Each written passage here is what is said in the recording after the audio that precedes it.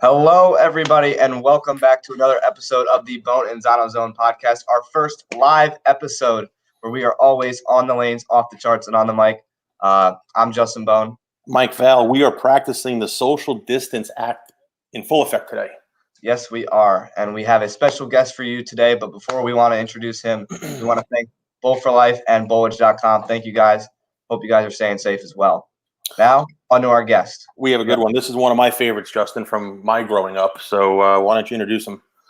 All right. This is a 10-time PBA Tour titleist, 15 regional wins, 2-time Touring Players Championship, now known as the Players Championship, the 11th player to shoot 300 on TV, the 1989 Rookie of the Year, and a former president of the PBA. Please welcome a member of the PBA Hall of Fame, Steve Hoskins. Steve, gentlemen, how are you? Welcome to the zone, buddy. How are you? I'm doing wonderful. Thanks for having me. It's great to have you, Steve. So let's get started. Let's dive into it. We'll have some fun and see where the evening takes us. So for everybody to find out how we got Steve Hoskins to come on board, so we have a mutual friend on Facebook, Mr. Sean Riccardi. And it seems like Sean has been breaking your chops for the past couple weeks, putting some old photos of you up online from back in the day. And a little bit about me. So I'm known as like the trivia guru of the PBA. I know a lot of useless nonsense about the PBA. So one of the photos was picture of you, where and when. So I said that was easy. That was Steve's first show in Atlantic City. And then me and you started going back and forth. And you said there was a really funny story about that show. And Curtis Odom, who led the field, he got involved in it. So bring us back to the Showboat in Atlantic City in 1989, Steve's first telecast on tour. Yeah, you talk about an eye-opener. It's basically about an 8-day span where I realized I'm not quite as good as you think you are, or as good as I thought I was. You know, I had just turned 20. I'd been on tour for 4 weeks and make the show at Atlantic City. I threw plastic balls all week.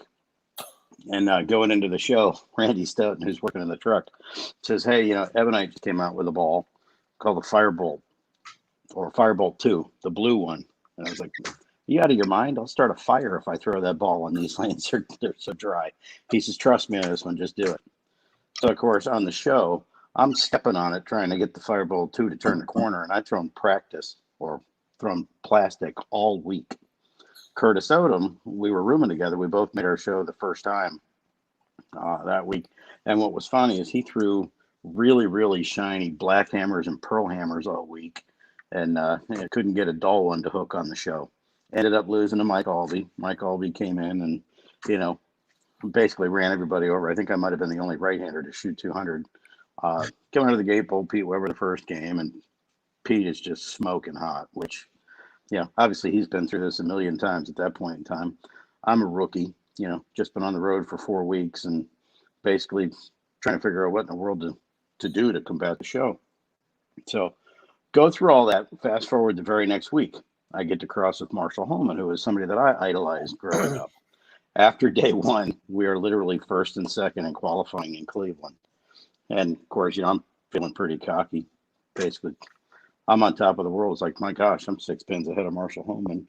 My 5th week out on tour, right after making his show. He looks at me and goes, calm down, kid. You got a long way to go. Tomorrow's a new day. The next day we came into the building, and it just so happens that was one of the most lopsided tournaments ever as far as the lefty-righty thing. I couldn't shoot 200 for the next day and a half.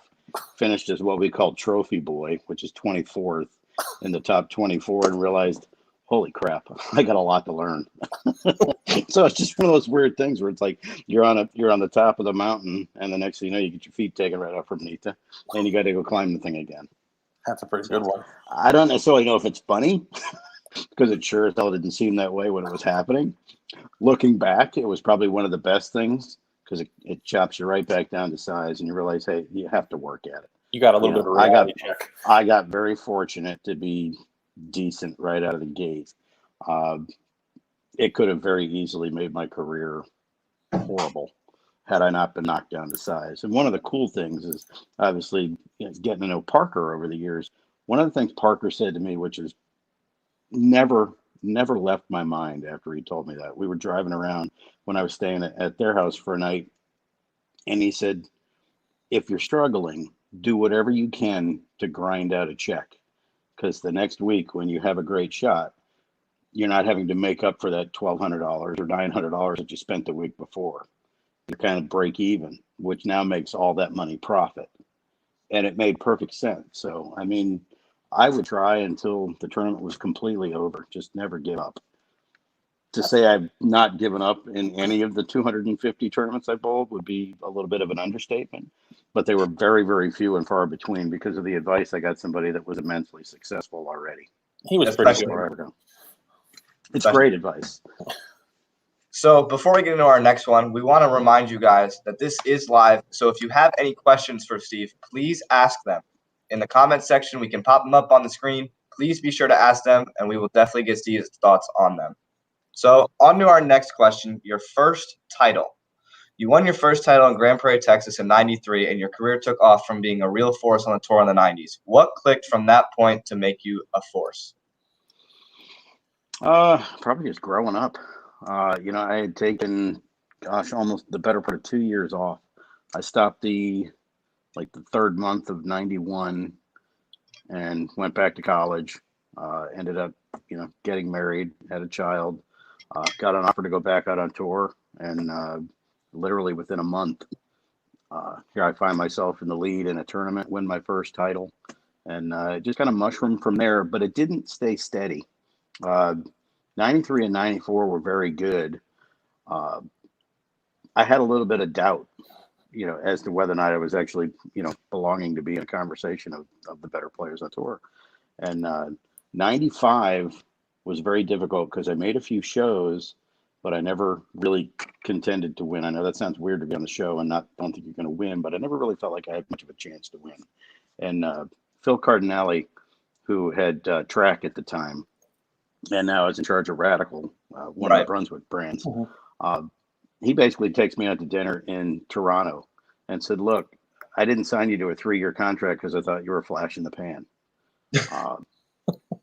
Lo and behold, 96, 97, 98, 99 were some of the best times of my life. And it was just the fact that, my boss had that faith in me and said, "Dude, relax. You're going to win again, and you're going to win rather quickly." And push comes to shove, it seemed like I won every year for the next 5 or 6 years. So although the first title was cool, it takes a while to realize, whether or not you're truly somebody that should expect to win periodically throughout your career. And you're going to have ebbs and flows, ups and downs. Doesn't matter how good you are. Everybody's had them. It's just how you deal with them. That show in Grand Rapids was awesome. That's one of my favorite ones. Through a teal rhino. Grand Prairie? In Grand Prairie, yeah, I'm sorry, Grand Prairie. Yeah. Through a teal rhino, and you were just absolutely just strapping on it. My God, that was incredible. It was kind of cool when I think back, because Bo Burton actually referred to it as the Energizer Bunny. As it turned the corner, it's like the ball just keeps going and going and going. The ironic part is I had a cousin that actually worked for Energizer and was part of that ad campaign. So it was pretty neat. That was a good one. So you talked about '95 really quick. So I'm going to give you another one from '95. Your first show in a major was the U.S. Open in Joe Louis in '95, and incredible. It had 7,000 people in the arena, biggest arena show ever. And I believe you bowled some lefty in the second match, who we're not going to talk about him, but we know who that was. So let's go to the third match, right? So you're bowling Paul Kaler, another guy who gets a buddy of yours from the Florida area. That was Paul's first show. Paul's first show. You're out in the 10th, needing 3 in the 10th, 278 to tie Kaler in front of 7,000 fans in Joe Louis. What are you thinking getting up there? Like, you need 3 in the 10th to tie him, go to a roll-off to potentially win the U.S. Open. What are you thinking in that spot? Not gonna lie, I forget. I know that sounds weird. You get so in the moment. You're just trying to strike on every shot. Now, for me, I think anybody that's watched my career understands when I get on TV, I tend to enjoy myself. And I love to get the crowd involved. So I think it's probably just one of those where I sat down on the bench and go, okay, I'm probably going to go ahead and strike out because of the atmosphere. And then when I didn't, it was like, well, hope my roommate goes and wins the U.S. Open. That was a great show, though. I mean, that was I think to this day still the biggest audience to watch a televised PBA event, if I'm not mistaken. I believe that is correct. And we'll touch on the second match really quick. I mean, you ran Parker over. Sorry, Justin. It happens. Believe me, It is what it is. he's gotten the better of me a few times too. But that's what the weird thing is. Like in that spot, in that tournament, like you're going shot for shot with a buddy of yours in Kaler, and that's just it had to be an awesome feeling. Like going shot for shot with a buddy in the U.S. Open in front of 8,000 people. What a moment, though. Yeah, it is. But I got to tell you, when you're bowling on TV, you're nobody's buddy. You know, we're all trying to make a living. We're all trying to win tournaments. You know, that's what you're there for. You know, so for that 25, 30-minute span, honestly, I couldn't care less if it is. So 1998 comes along, and you have a magical fall tour, making a bunch of shows. You won a couple times, and you shot 300. You did enough that fall that could have won you Player of the Year. What was the driving force? Well, that was 97. 97. When all that happened. And that was when I came back from the broken hand.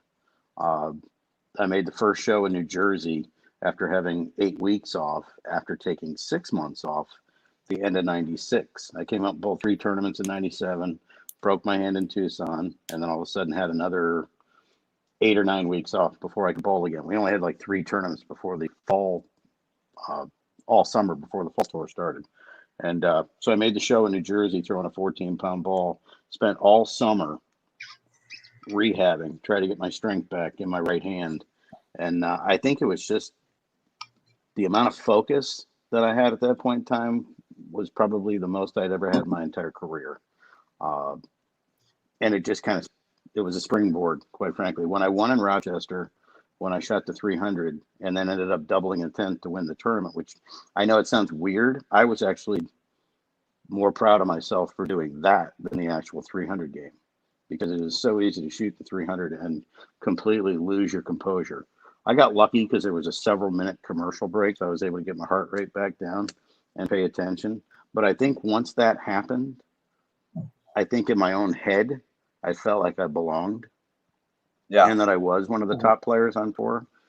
And it just mushroomed from there. I mean, for the next 36 months, I would put my record on tour versus anybody's. Unfortunately, at that particular time, you had Parker and Walter and Duke that were just killing them. I mean, I had a phenomenal end of 97, all of 98, and basically all of 99. And while I was probably second or third occasionally in the voting, I never had a chance to win Player of the Year. It was a slam dunk that I was not first. I wouldn't even vote for myself. So let's get out of the 90s. Let's go to the early 2000s now. And here comes the new PBA. So here you are. You had to go there, didn't you? I'm sorry. No, it's all Mike's idea, not mine. Actually, this is your father's idea. I'll blame him. Right. Oh, thanks, Parker. So here's a guy, top 10 in points and earning for the past decade, basically. The new PBA comes along. They want to go to the all-exempt field. You have one bad year, and now you're forced to basically surrender your car to go to tour trials. Right. So at this point, you're also the president of the PBA. So you're wearing both hats. So now they have their president who is not going to be a touring one, basically, right? So well, there was no touring one or touring two. You were either touring or you were not. Okay, so you're not. So you basically lose your card because of the points. You go to tour trials. Unfortunately, you don't get through tour trials. What are you doing? What happened post that? What are you doing after that? As you basically like stop bowling on tour? Well, I realistically, mentally, I'd stopped bowling that year at the Masters. And I alluded to this in an article I did for Bowler's Journal with Mark, and it was literally sitting there waiting to bowl the cashers round at the Masters to make the top 64, and I pretty much stayed up all night. I had gone through a divorce. I missed my kids, and I just turned the faucet off. I went from 12th in the points to 56th in the points in about 7 weeks. Wow. I just simply didn't want to be there. I didn't even plan on bowling tour trials, but a couple of my buddies borderline demanded that I do it. So I did. To tell you how uninterested I was, I bowled the first squad of the tour trials and went and played golf. I don't know if I could be any less interested in doing the sport at that point in time. I was lost, as a person. I really was. I didn't know what the hell I wanted to do. My entire life and my career had completely changed, and I didn't know what I was going to do. Awful. Awful. Yeah, So unfortunately, the biggest blessing for me out of that, though, is the very day that I retired from the tour, I actually went out on my first date with my current wife. We've been together ever since. So Congratulations. there's always a blessing, and no matter what's going on in your world. Exactly. You never know what's going to happen, right? Correct. And everything happens for a reason. yes, it does. So Sometimes you don't know what 2019. the reasons are until way later, but it happens. True. So 2019 comes along, and we heard some rumblings that a certain Hall of Famer was coming back to bowling, and it all came about in that ball video that you did. My name's Steve Hoskins, and I'm back, baby. Brandon said that for like 2 weeks. I just had to throw that in there. You come out and start going back bowling on the PBA 50 tour. What had prompted you to come back and bowl on the PBA 50 tour? A couple different things. When I got inducted into the Hall of Fame, I'd be lying if I said those next few weeks, I didn't get the juices flowing a little bit. However, I didn't go back to bowling. Phil Cardinale was just all over me. Hey, are you going to come back? I said, I don't know. Give me a few weeks, and I'll think about it. I kid you not. It was probably 3 weeks to the minute later. All of a sudden, I have bowling balls show up on my doorstep. From Phil. Not going to lie. I mean, I originally thought that that's probably who I was going to go back to work for whenever I came back into the bowling business. As it turns out, I ended up going back to track, which ironically is now owned by Brunswick, who owns Radical, where Phil is at. So for me, it's a fairly ironic full circle. And obviously, I'd love to work with Phil again. But I think I missed the guys finally. I think I had compartmentalized and dealt with being away from it for so long, and all the negativity had been pushed aside. I didn't have any animosity left anymore when it came to it. Now, you can get me on some conversations that'll get me that way, but it subsides rather quickly. Whereas, you proceed that by a decade and ask me about bowling, and you're probably going to get a mouthful or an earful, I should say. And now with the PBA 50 tour, it's like the guys that you were bowling with back in the day. It's like the tour in the 90s again, the same group of guys, and like second nature for you now. Yeah, a really funny story. And of course, I am fully one of those people that thinks conditions can predicate whether or not the cream rises to the top or whether or not you really truly test someone's ability. The U.S. Open this year for the seniors was absolutely brutal. I don't think there were more than 15 guys that averaged 200 for the entire tournament. And with these bowling balls, I mean, when you're throwing a tank down the lane that, basically helps change directions and gets you entry angle with very little physical ability, for the scores to be that low, they had to be bad. And it was pretty funny because it was me, Mark Williams, Norm Duke, and it might have even been Doug Kent. We're standing there and we're all just kind of looking up at the scoreboards before we start. And you go across the telescore units. I'm giving away my age talking about telescore units, but if you go across the monitors and it's like tour player, tour player, tour player, tour player, tour player. It's like, holy cow. I mean, I think it was 32 guys left bowling, and I would say 27 of them were tour players. There was a reason for that. It's because it was an incredibly demanding condition. So experience had a lot to do with it. And just those are guys that have been making shots their entire life. They don't freak out by something like that. Now that was to the extreme because they were just absolutely nasty. But I'd like to see that occasionally because I think it does allow the cream to rise to the top, whether it's, somebody with 10 titles, somebody with 40 titles, or just, a journeyman that's got 2 or 3 titles, but the dude could have won 10 times. The guys that know how to bowl basically will always get there. Without a doubt. They'll figure it out. And I mean, for me, it's been a huge learning curve coming back to the sport because I knew nothing about these bowling balls. And a lot of the adjustments that we used to make, they don't work anymore. They just simply don't. I grew up on the tail end of the era where it was manipulate your hand, change ball speed. I can throw the same ball the whole block if I just figure out how to manipulate myself. Anymore, that ball doesn't look good. Go grab another one. I still haven't figured that one out. And I really haven't. It frustrates the hell out of me. And the day of like the 2-1 move is gone now. It's like a 4-2 or a 5-3 move, basically, right? Well, the 2-1 move is 2 dots and 2 arrows. I mean, it really is. It's crazy. And then again, it's all about entry angle, and the bowling balls help you create entry angle without having to do too much of it yourself. And if your ball starts to have the wrong entry angle, you can do all you want to it, and you're never going to change the physics of that bowling ball enough to make it better than the one that would match up if you just get the right ball in your hand. That's incredible. And that's the part that I struggle. That's the part I struggle with, because I'm still a firm believer that even though I was away from the game for 15 years and literally didn't pick up a ball for 7.5 years, that my physical ability will allow me to manipulate a bowling ball and make it strike. So how long did it take you? You said 7.5 years you didn't touch a ball. So how long did it take you to get like back to form? Like, did it all click like, the first or second time you were out practicing? Well, number one, I'm not in form. I will never be in that kind of form again, because I'm never, ever going to dedicate that kind of time to it. It's just never going to happen. But as far as feeling like I was moderately competitive, a month, okay, maybe month and a half, but I haven't peaked even close again, because I'm still figuring out the balls. I've got a garage full of bowling balls right now. Most don't have any holes in them because they just all got sent before all of this quarantine hit. Literally the day before they shut all the bowling centers down, I put holes in 5 bowling balls that I haven't even thrown down the lane yet.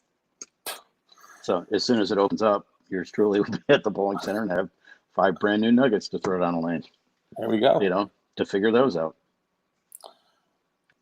So what we normally do at the end, Justin, you want to do our 10 frames of glory here? Uh-oh. So when we have a guest, Steve, we end up our the last part of the show is 10 questions. Anything goes, all different kind of topics. So I have him ready. Justin, are you ready for him? I think we lost Justin. He's frozen on my screen, but I'm going to fire away. So you ready? You got it. Number 1, who's the most famous person in your cell phone? Oh, gosh. Probably Norm Duke. Norm Duke. It's a pretty famous guy. 40 titles. Not bad. Maybe BJ. BJ Upton. Maybe. Depends if you're a baseball fan or not. I'm a big Mets fan here. So all right. No, that's BJ. That's not Melvin Upton. That's BJ Upton. Melvin's the brother, right? It's the same guy. Same thing. Yeah. BJ became Melvin and is now back to being BJ. Okay, so one of the Uptons. He lives here in Tampa. Okay. All right. Number 2, if you could have one shot back on tour, which one would it be? Wow. One shot back on tour. I'd have to go with Chopper in the 3-6-10 in 1999 at the AC Delco Classic when I was trying to win it back to back. Was that the one where Reyes was on there? That was Tony Reyes' first title, right? Correct. Yeah. That was probably the worst shot I threw, trying to make that spare. I literally on the way to the line, I couldn't make up my mind if I wanted to hook it or throw it straight. That's the worst. That's the worst. Yeah, you probably should have decided before you start moving. All right, let's go to number 3. Who is the one guy that always had your number on tour? Honestly, there isn't one. There really isn't. I mean, I would think that somebody had it, and then all of a sudden, it's like I'd bowl them twice and I'd beat them. And then it goes to number 4. Who is the one guy that you always had their number? Believe it or not, it seems like it was Walter. Really? Or maybe this cat named Parker. I don't know who that is. I don't know who that guy is. No, it's funny. You bowl the guys enough, and you seem to be able to beat them, but they always get their day in the sun, if you will. You bowl somebody enough, they're going to beat you enough on their end. All right. You're making a team for the USBCs. You and who are your other 4 guys? Under the current rules, or can I pick anybody? You can go under. It doesn't make a difference. You're trying to win an Eagle. Who are you putting? Okay. Who are you putting? I'm trying to win an Eagle. I'm taking Norm Duke, Pete Weber, Marshall Holman in his prime, and you got to have a left-hander on there. So I'll take either Parker or Jason Couch. Not bad. And Couch is he turning? He did turn 50, or he is turning 50? Yeah, he is. We're going to be traveling together. Well, we were supposed to be, but that's not going to happen. That's a hard list to put together because I could name 25 guys that I'd love to have on my team. Of course. All right. So you've bowled on tour for years. Number 6.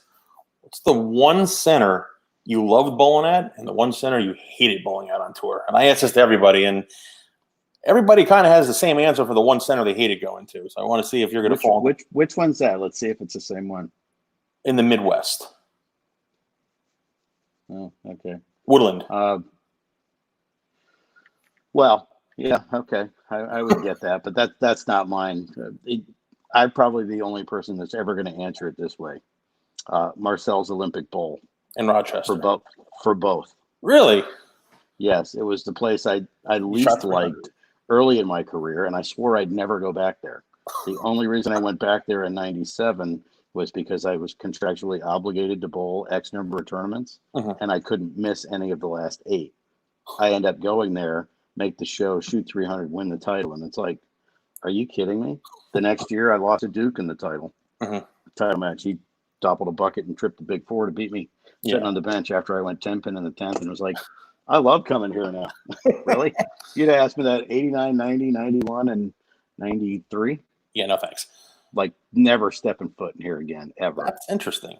Yeah. All right. So I'm pretty sure I'm the only person that would answer that. Yeah, that's a good one. So you're a big golfer. Who's your dream foursome? Oh, well, you got to have Tiger. Of course. Freddie Couples is definitely one of my favorites. I'm actually going to have a fivesome. Okay. I'd like Ian Woosnam because he's basically built just like I am. And in today's game, I love watching Paul Casey play. Okay. And it's fortunate because the last 2 years, Paul Casey has won the tournament here in Palm Harbor at the Valspar at Copperhead. So I've gotten to watch him play a bunch of golf, and it's like, well, this is awesome. Yeah. So then what would your dream course be to play around on? Augusta, of course. That's the obvious. Me and everybody else in the world. No, not St. Andrews? No. Well, all right. I'll take Augusta. So now I know you're a big sports guy as well. So let's go to number 9. You could have dinner with any 3 athletes and or celebrities, living or dead. Who's at your table? Okay. Johnny Bench is definitely one of them. Okay. Freddie Couples. And shockingly enough, probably Jim Zorn. All right. The Seattle Seahawks, yeah. So you really, that's an interesting table right there. Yeah. Well, it's funny. The first football game I ever saw was the Tampa Bay Buccaneers and the Seattle Seahawks. Okay. I was 7 years old. Both teams came out that year. Seahawks had a cool helmet. That's how I became a fan. And I've been a fan ever since. The Bucks have a pretty cool helmet. They had that old school orange creamsicle uniform back in the day. Yeah, it wasn't very in back then. It became in when retro became fun. Understandable. All right, so I'm going to give you number 10. So there's the last one. So we're going to go Steve Hoskins through the years. Age is not a factor here, okay? So I'm going to preface the question. Age is not a factor. We have the critical mask, Steve Hoskins. The Trident Heat, Steve Hoskins.